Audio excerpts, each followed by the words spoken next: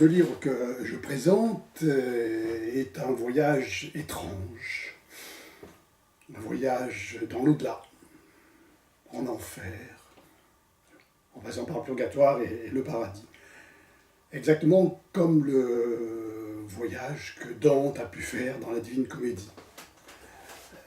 Dante nous raconte que la semaine de Pâques de l'année 1300, il s'est perdu dans une forêt obscure, entouré de monstres qui le menaçaient. Bien sûr, c'est la forêt du péché, mais elle nous est présentée comme une forêt véritable, très dangereuse.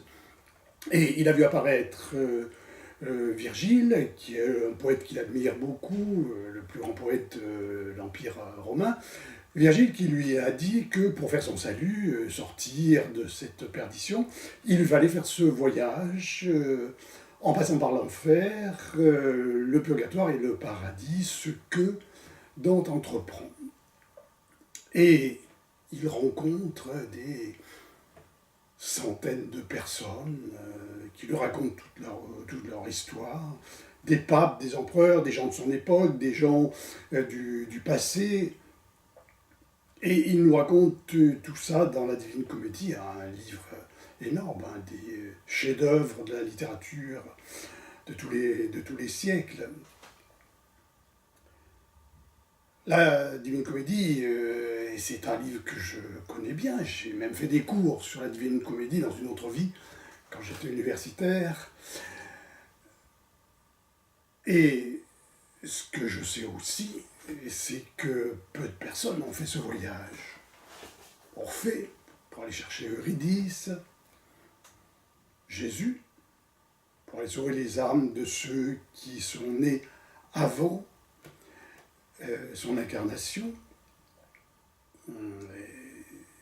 Donc, quand j'ai vu apparaître mon poète préféré c'est l'Arioste, et qui m'a dit qu'il allait me guider pour faire ce voyage, je lui ai dit quel voyage? Le voyage de Dante. J'ai cru à une plaisanterie. Et d'autant plus que l'Arioste, c'est l'Alexandre Astier de la Renaissance italienne, l'inventeur du poème héroïque-comique.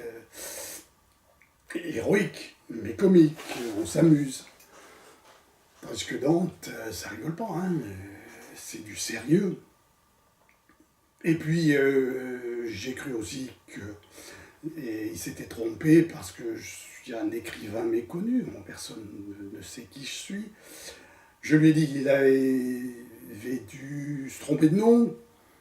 Il fallait peut-être qu'il aille voir Dormesson. Non, c'était moi, c'était bien moi. Il fallait que je suis, et il fallait faire vite, en plus. Alors, je suis parti.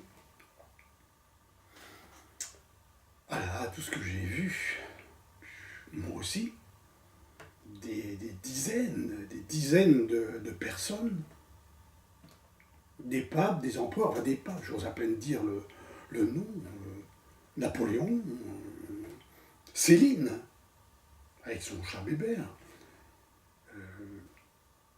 des philosophes, Sartre, Camus, des dirigeants chinois, du monde, du grand monde, du petit monde aussi, et des gens de l'Antiquité, Pygmalion, Ariane, non pas la fusée, Ariane, la sœur de Phèdre, la fille de Minos et de Pasiphae. Et puis, des gens que je ne connaissais pas, des petites gens, qui voulaient tous me raconter leur histoire, bien sûr, et pourtant il fallait que je fasse vite. Écris, il me disait l'Arioste, allez, prends des notes. Il me pressait un petit peu. J'ai d'abord cru qu'il était en train de me prédire une maladie d'Alzheimer quand il voulait me faire prendre tant de notes. Mais bon, on laisse tomber. Puis après, il voulait que j'en fasse l'édition. L'édition. 500 pages. Vous voyez un éditeur à publier comme ça, 500 pages, toutes ces histoires, sans compter tous les intégristes qui allaient me tomber dessus, à cause des gens que j'avais vus en enfer. C'est pas ma faute, hein, ils étaient là. Hein. Et puis les lecteurs maintenant, ils ont l'habitude de zapper. Alors, j'ai fait un petit livre. 12,50 €. Modeste. Si il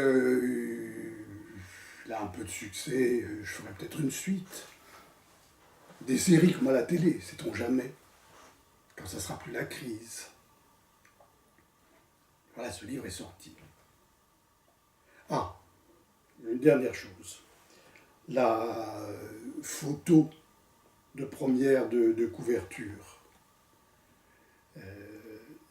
C'est le chat Bébert, le chat de Céline. Et l'enfant, c'est aussi l'enfant Bébert. C'est un enfant que Céline avait soigné.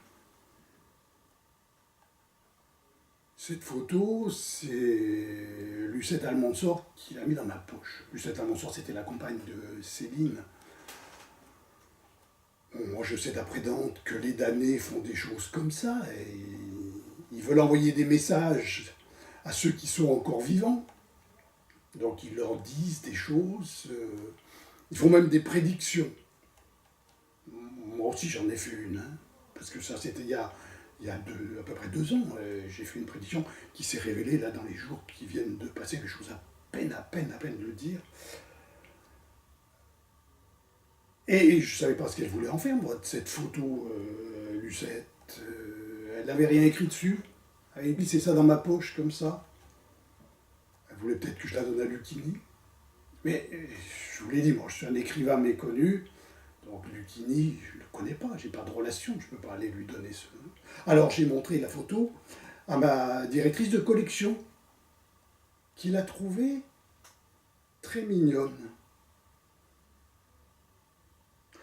Alors j'ai choisi de la mettre comme première de couverture, parce que une photo très mignonne pour un voyage en enfer, c'est plutôt une consolation, non ?